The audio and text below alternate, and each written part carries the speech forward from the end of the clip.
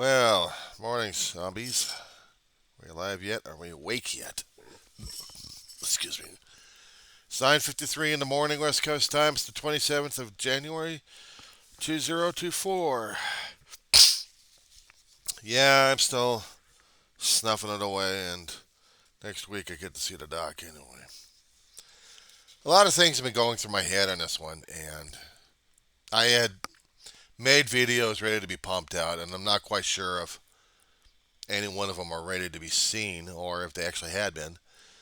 And unfortunately, if I was ready to get them seen, then, well, they're forever in the digital disintegration area.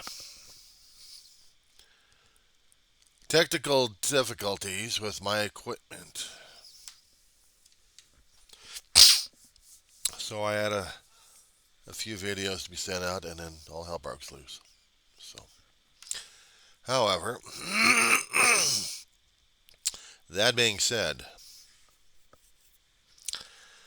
uh, there was other things I was going to be talking about. I might as well talk about them anyway. There was a artist in recovery out there who I keep seeing his videos from time to time, and we talk about things. I'm responding to some of the stuff he's already got, and I was going to be going into a nice, lengthy discussion concerning about his latest video of popcorn souvenirs. Regarding the movie called Dune, one second, my damn throat. That really was kind of gross, and I'd rather not show that to you anyway, or explain it to you. Frank Herbert was a science fiction writer that passed away a few decades ago, but he left a legacy to a lot of fans. And to us science fiction fanatics out there who read a lot of books, magazines, and share stories with everybody else, not to mention watch television shows and films and wear silly stuff. We kind of get some of the stuff that he was writing up and putting on the screen, and people making adaptations of it. It still makes me sick to my stomach. So, but you're interesting. Imagine having a imagine having this kind of wonderful, magical, um, technomancy stuff here going on in this ultra futuristic, thousands and thousands and thousands and thousands of years empire going on. And that everybody evolves into different creatures because of this chemical, excluded by worms. One planet in the whole universe has to change the entire universe. Yeah. The movie of Dune that came out in '84, wonderful series. A lot of actors from the British and American theater, as well as films and television shows. And then later on, more of them. So there was a lot of people in this film that I recognized, and so would my mother when she was alive, and so would my brother, and also not to mention a lot of science fiction fanatics out there. The series of Dune, well, actually the film series, if you call it the franchise, still kind of retells the same telling, but it just don't continue the book series. And the book, his ghostwriters are still continuing on, who took over the franchise and still producing, and these books are still out there, about 20 or 30 of them. So it's an entire universe of Dune out there that rattles my cage. I'd only get past the third book, and to the fourth book, I said, forget it. And I was a young kid at the time. I couldn't get it because my mind wasn't stretched that far enough in dealing with Herbert's version and vision of what the future was like. He grossed me out. I thought Clive Barker was bad enough. Hell, I thought King was bad enough. This guy, shit. Science fiction royal. So imagine going to a movie theater to promote the second film of the continuation of part one, which came out in 2021. And to make a promotion for it, these weird ass toppers to be put on popcorn buckets of this worm's mouth. I looked at the damn thing and I'm thinking, you have got to be joking. This is the only thing they thought about it is the worm. It's the most iconic thing in the film. It's this monstrous thing. I made a reference in my old videos concerning about it looking like the damn Doomsday Machine in season one or season two of Star Trek. Elongated mouth and full of energy. This thing they showed, well, for some people, they may think it's a little weird. To me, it looks like a damn skin scraper just to get to the damn popcorn. No, thank you. They can keep that piece of crap. Besides, it kind of reminds me of something more gross than that. Yeah, some things are left in the bathroom and you don't want to talk about them as much. That being said, moving on to another topic of the independence of social media going against and railing against corporate media and against themselves. And then in my earlier videos, I compared them into a sandbox, kindergarten style. These guys are kindergarten toddler brains yelling and screaming at each other because there's not enough sand to go around. I swear the social media out there is it's a sandbox. And they're complaining about anybody and everybody. They're doing this kindergarten toddler brain games that they're playing. And that also includes our federal government that we have. Moving on to that particular topic.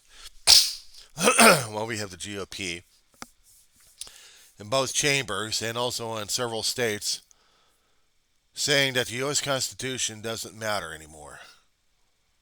Their own laws do. As if we have the people in the states don't care about the U.S. Constitution or the Supreme Court of the land. What barriers are supposed to be, what barriers aren't, and states have to protect themselves now. So now we're going back to 1860 at this point. We're dealing with cessation. We're dealing with annexation. Well, no, we're not. Nobody's getting annexed. The red states want to be by themselves and split apart the country. Red states and blue states. In fact, the GOP and the Congress had declared that one. Doesn't matter which person, it was the entire thing. There's no longer GOP, it's only Trumplicans running it. The Democrats may have a slight control over the Senate, but it's the Trumplicans who also have a slight lead in the House, and they're both guilty as charged. Not to mention every damn governor out there who bleeds red and thinks that lesser government is important. They keep forgetting, and they don't want to keep remembering history at this point over here. They had the governor of Texas kept talking about the supremacy clause, and does this asshole ever remember that before the Constitution came, we had the Articles of Confederation? And it didn't work. Because there were certain things that the federal government needed to get involved with, but didn't have the power to do so. But the people wanted the federal government to do so, and they couldn't do it.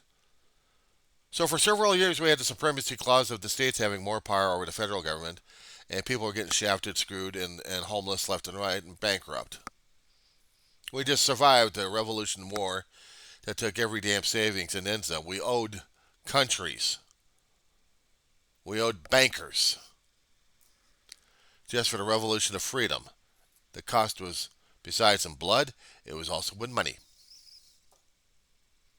We already screwed France. So he made the states stronger and everything else went hell in a handbasket. It's recorded history. That's why they had to redraft it into the great experiment they called the U.S. Constitution. It's history. Read it.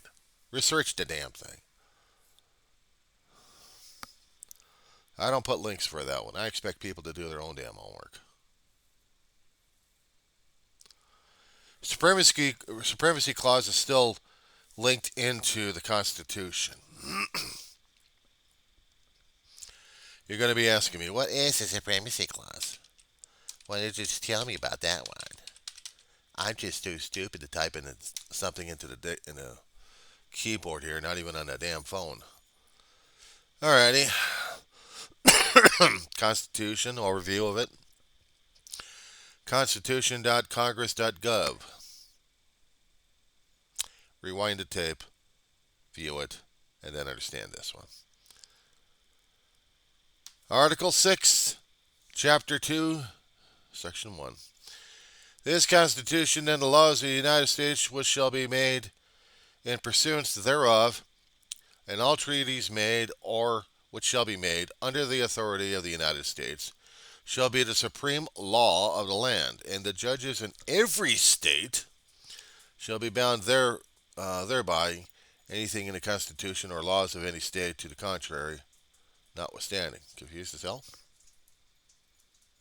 I thought it was clear enough. You do, and you follow the U.S. Constitution and also the Supreme Court of the land. Period.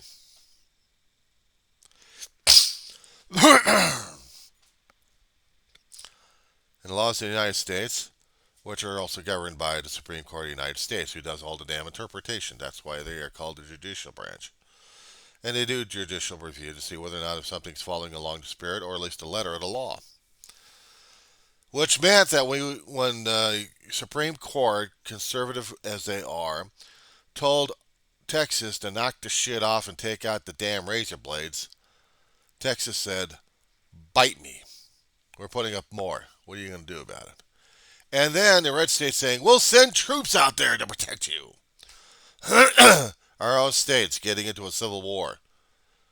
For their own political needs, for their own political head games. Guess what we got, boys and girls? Welcome to the civil war. All we're waiting now is for bloodshed to happen between the state and federal government. You don't think people are crazy enough to do that? They're insane enough to do this. All it needs is one particular lunatic, probably on the state side, to initiate it. And then they're going to have a federal womp-ass on them. But here's the thing. We got something called Posse Comitatus. Oh, that's another one you've got to research, isn't it?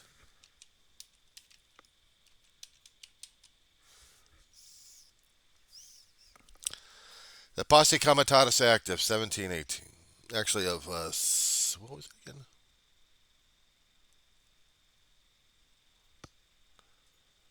$13.85. Wow.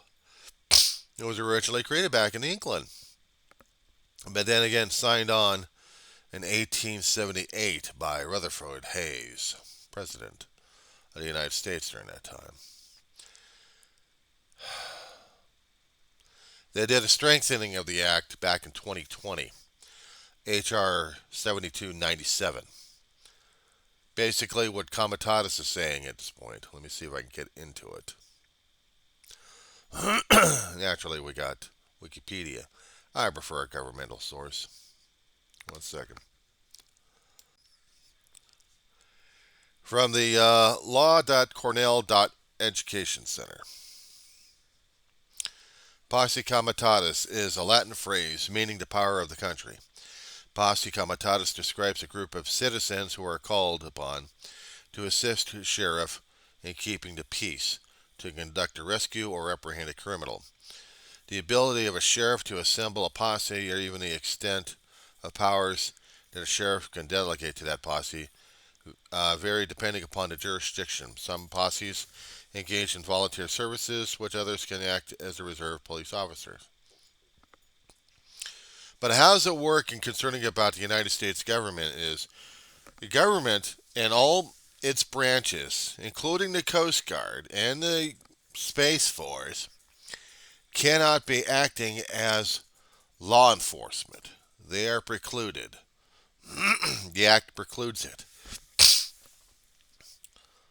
Which means that if we happen to get the military involved regarding police actions in their states, They cannot be used or utilized.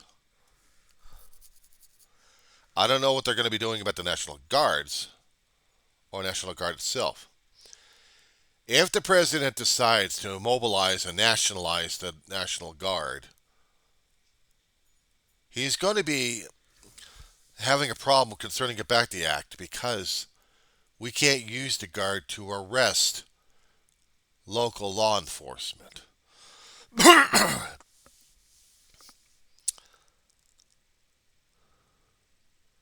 I wouldn't put it past him to try to arrest the state governor and put him on trial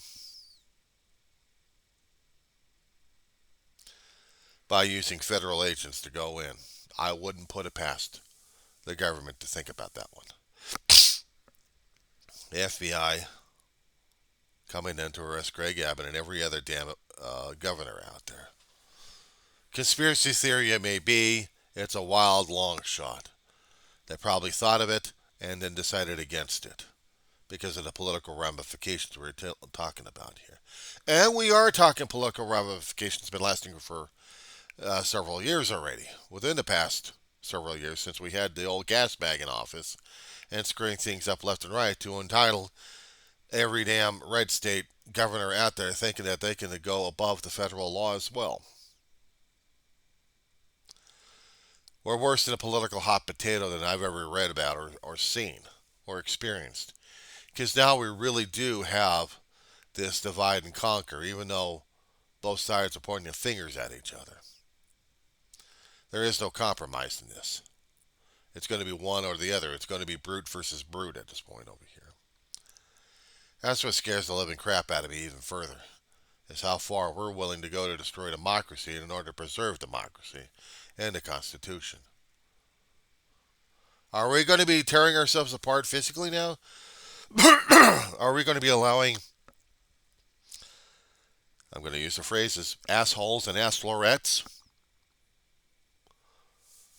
to take control of government systems? Are we not going to be having mass riots going on? Guys with shotguns and other kind of artillery going through the streets of towns, your town, wherever you may be, and declare that they are martial law. They are sovereign citizens. They are above the federal government. And now we live under fear and tyranny because they think it's going to be part of the U.S. Constitution. Boy, they got that fucked up. They really got that one fucked up.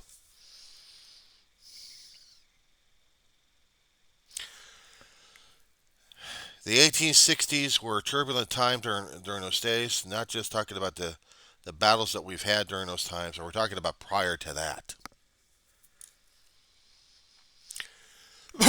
Excuse me. 1 second. Yeah, I definitely need to go to the doctor. Okay. Southern states were already being pressured by the federal government and by the northern states concerning about the slavery situation, but also about the economic situations. More the economic powerhouse and expansions of things going beyond the conservative nature.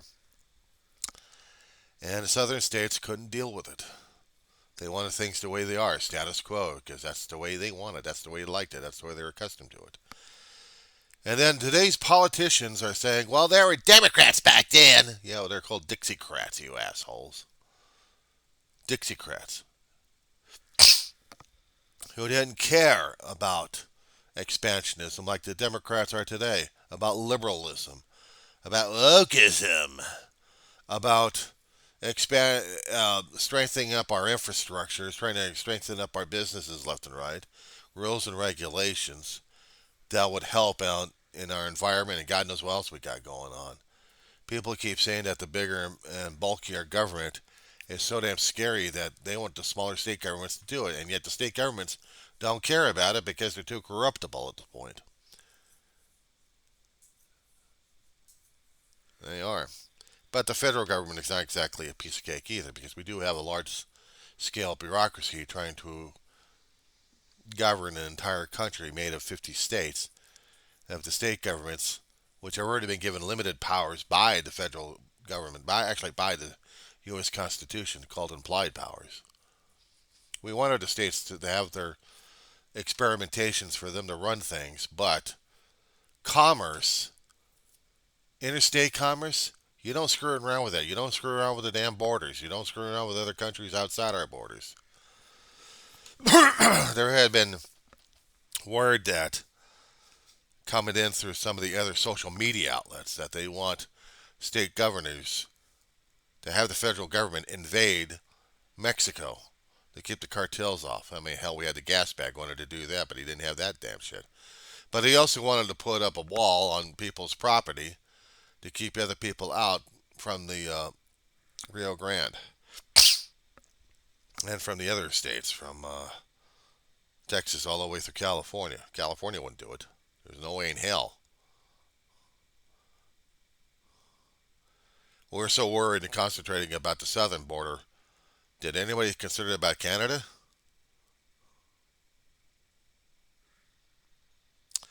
So we have people flying over from Mexico, from other countries into Canada with valid passports and visas and going into the country. Just walk right through and no problem.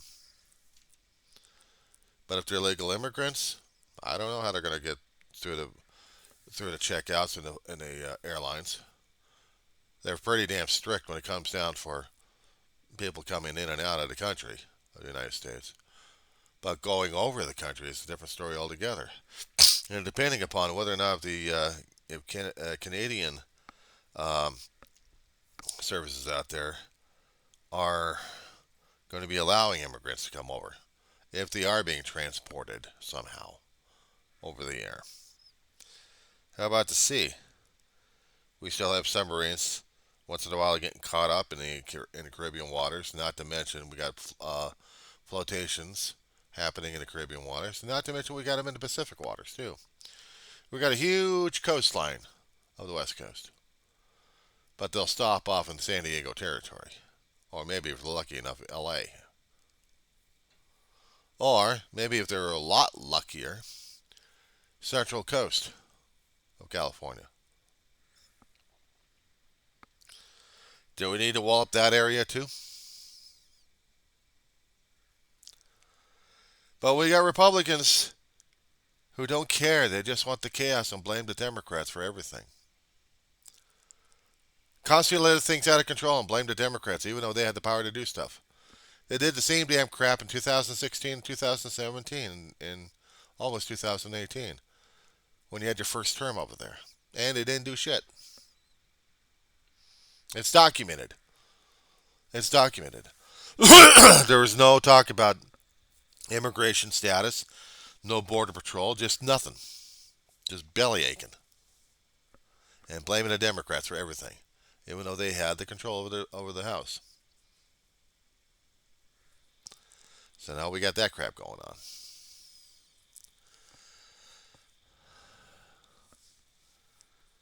So, yeah, I do blame the Trumplicans because the GOP is blended into the Trumplicans. They seem to be the more dominant one with all the damn vocalizations. But nothing's getting done. Democrats are stalled. You know the weird thing about the Democrats and Republicans, they switched sides in the late 1890s to the 1900s, somewhere in that time zone. They switched ideologies. Excuse me. Sorry.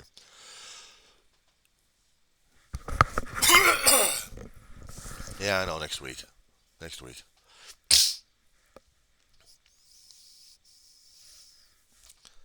Next week, I see the doctor. So, saying before in that 20-year period, they switched ideologies. They switched everything. The Republicans were the conservative party, and the Democrats were the liberal, leading. They were the expansionists. There were some conservatives in the Democratic Party, but they weren't considered true conservatives, I guess. Moderates to the progressives. They still want to see the country expanding one way or another. Not physically, but just different ideologies, not to mention social programs. And it scares people to hear about the social programs because social programs means we're turning communist or socialism. Please, give me a break on you assholes. You guys study nothing about history or political science. We need services. We need services. We need taxpayer funded services to continue what we need to do. You want your house to be protected by cops? Comes out of your pocket. You want the fire department to put out your fire? Comes out of your pocket. You want the fire department to save your ass in an ambulance? Comes out of your pocket. You want roads? Right out of your pocket. You want a government system? Right out of your pocket. That includes local, state, and fed. You want the military? Again, out of your pocket. So whatever you're earning for wages and living, right out of your pocket. The rich don't give a shit. They want more money in their pocket. They think they're entitled because they're rich. The Democrats tried to get laws passed in there, both state and federal, if they could, and when they can. But apparently it gets challenged too many damn times. So the rich get richer, manipulating people left and right. Welcome to Democracy 101. Aristotle talked about this in his political readings. One second here. And he's got several books out there. Good Project Gutenberg's got it, and so is archive.org. Long, interesting readings concerning about how you want to see democracy really starting up in Greece and extending all the way into our time. People want authorities because they don't want to think, believe, or anything else. They just want things taken care of the way they are, and they think the authoritative government will do it. Welcome to Russia. Welcome to China. Welcome to Korea. Welcome to the elitism telling you what to think and what to believe in, and you're going to follow it because. Guess what, boys and girls? Wake the hell up. See what the hell's going on. It's no wonder the independents are going ape on the corporate media because, let's face it, everyone's got a slant. Everyone's got a view and a perspective here. You don't follow it, at least in a country with freedom regarding freedom of speech and liberty, First Amendment rights and all. We're allowed to think. We're allowed to change our viewpoints, to see the other guy's viewpoints. But if you're living in an authoritative regime, you only got one viewpoint to state, and that's it. I'm not just talking about Nazism and fascism that we've already been dealing with the 20th century. I'm talking about how about empires? Ancient empires. Ancient kings of different areas, of rulers. Conquering rulers. This is why I study history. I hadn't been an history major when I was growing up. I was basically a science fiction nut job. But here's the thing. Reading a lot of stuff, you'll get an interesting taste of what the authors are trying to tell us and teach us. You won't get history one way, you'll get semblances of it in the political systems in another way.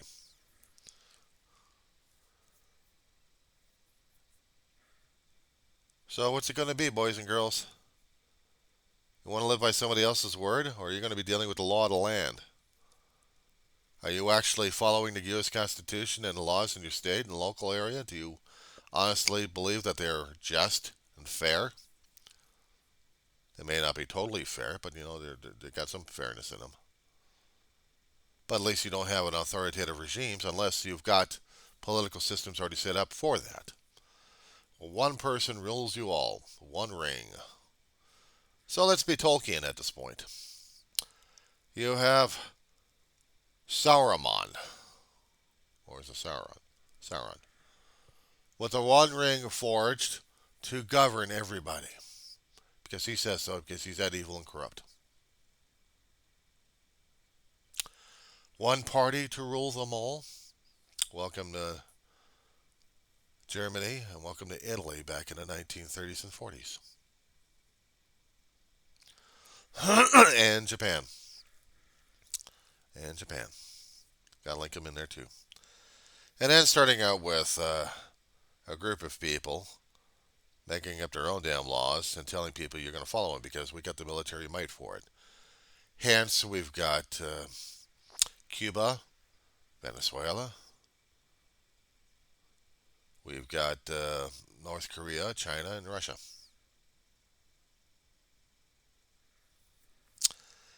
Karl Marx and his papers.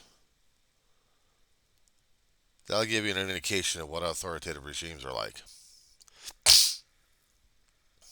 And it'll give you an understanding what the basis of communism and socialism is all about. And I read some of this stuff and gone over a little bit of it in English literature classes in college. Probably some of them banned books out there that actually taught me a hell of a lot more than what all this banning book crap is all about. You want the states to control you one way or another. That's why I kept blaming the voters in all of my other videos because it's up to them. They want it, they're going to vote for it, and they're going to be stuck with it. And then they're going to bitch and gripe to other people about it. They're going to continue the dividing and deriding because they don't want to be educated. They want to be stupid. They want the other guy to rule them all because they've given up the power and authority and the freedom. You guys are screaming and yelling about freedom and taking the guns and shooting things up in the air and thinking you're all right. Well, here comes something. Gravity kicks in. Here comes the science. All your damn pellets you throw up in the air, they come back and hitting people and killing people and injuring them. All your damn political rhetoric going up in the air, it's dispersed. And everyone else gets to breathe in your crap that you're throwing up in the air. Gravity of the situation, the reality check.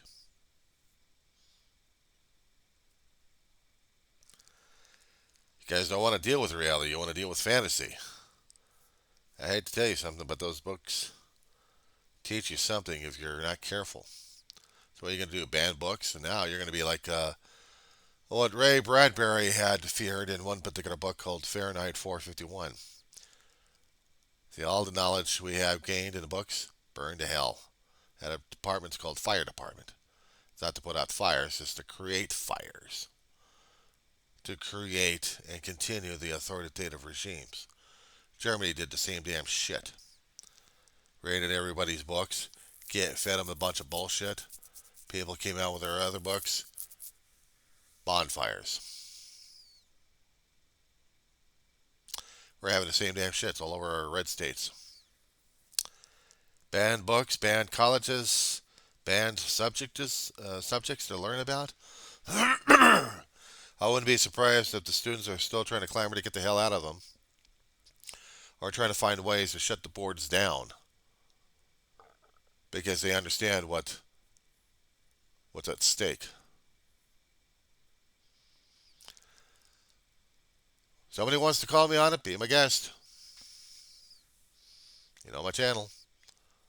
I'll read the comments. Doesn't mean I'm going to be agreeing with them, but that's all right. In democracy, we're supposed to be having a land of compromise. Two opposing forces left and right, but in between, there is a gray area. And in that compromise, hard fought, is how our government systems run, because this is our democracy at this point. This is what the Founding Fathers had set up in the first place. We wanted representations. And we wanted as representatives to give the others what the groups were wanting. Every other group, every other state. We needed to get feedback. We needed to get pushback. We needed to hear. We didn't get representation in other countries. Even England was the same damn bullshit. People got tried. People got taxed.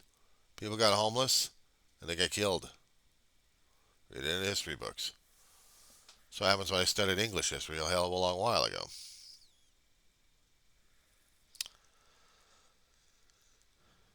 And I was just a guy studying science fiction stuff all the time because I thought that was it. Truth of the matter is I was also getting educated by the regular political system. And not to mention the slanted news corporates out there.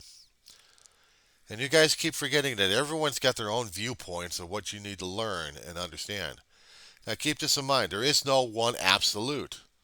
There is a balance out there. There's always a balance out there. There's a plethora of it. They're supposed to be pluralistic. They're supposed to be combined. It's what they had considered a long time ago the Great American Melting Pot.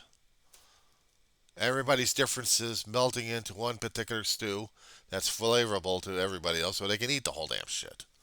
You ever heard about this one guy coming into a village, and nobody would help this guy out regarding food or anything? He pulls out a stone, puts it in a pot, gets some water, starts stirring it around. Pretty shortly, people are looking at this thing and wondering if it'll taste good.